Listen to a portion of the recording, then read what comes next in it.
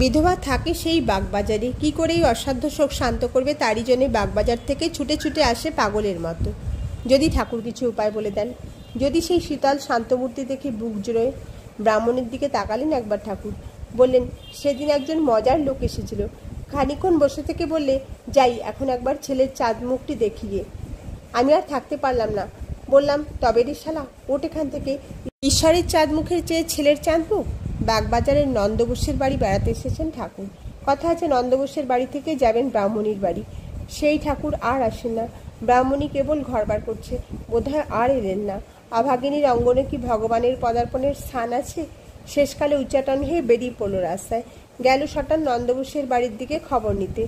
চলে গেলেন নাকি দক্ষিণেশ্বরে, নাকি নন্দবোসের আনন্দ ভবন পেয়ে ভুলে গেলেন দুঃখিনীর শোক ম্লান ঘরের কোণটি। ব্রাহ্মণীও গেছে, আর অমনি ঠাকুর এসে পড়লেন ভক্তদের নিয়ে। বাড়িতে ব্রাহ্মণীর ছোট বোন, সেও বিধবা। বললে, দিদি এই গেলেন নন্দবোসের বাড়ি খবর নিতে, এই এলেন বলে। ছাদের উপর সবাইকে নিয়ে বসেছেন ঠাকুর। ছেলে, বুড়ো, পুরুষ, মেয়ে কাতার দিয়ে দাঁড়িয়ে আছে। প্রাণে প্রাণে বয়ে চলেছে ভক্তির স্রোতস্বতী। এত লোক, তবু মনে হচ্ছে একজন কে নেই। ওই দিদি আসছেন। ছোট বোন উছলে উঠল। ছাদে উঠে ঠাকুরকে দেখে ব্রাহ্মণী কি বলবে কি করবে কিছুই ঠিক করতে পারছে না। অস্থিরের মতো এদিক ওদিক করছে।